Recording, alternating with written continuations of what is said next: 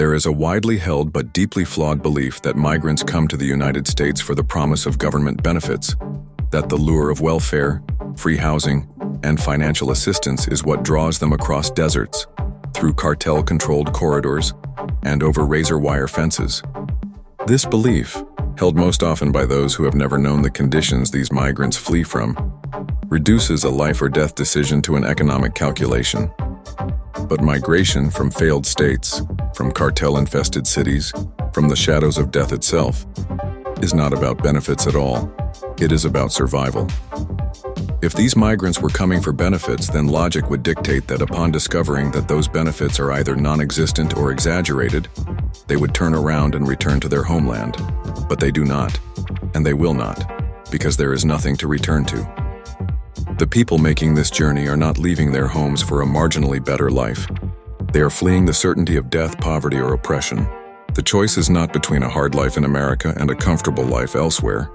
It is between life here and death there.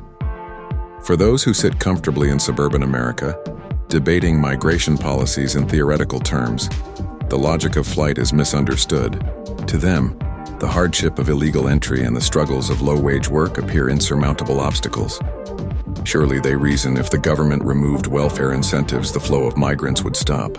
But this line of thinking exposes a fundamental disconnect from the realities of displacement. These migrants do not come for handouts. They come despite the risks, despite the hardship, despite the fact that they will labor in fields, on construction sites, and in kitchens, working tirelessly just to survive, because survival itself is the only benefit they seek.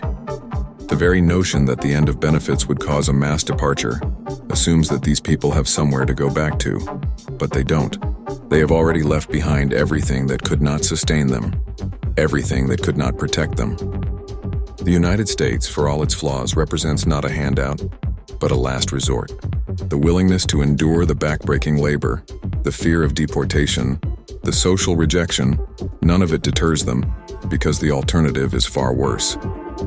The people who truly believe that welfare is the great magnet drawing migrants here misunderstand human nature itself.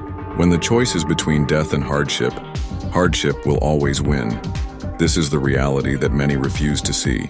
The narrative of migrants seeking benefits is at best a comfortable delusion, a story that makes migration seem like a matter of economic opportunism rather than a desperate fight for survival. It allows people to ignore the human cost, to frame migration as a policy issue rather than a crisis of existence. But for those who risk everything to make the journey, it is not a question of comfort. It is a question of life. And life, no matter how difficult, is always worth fighting for.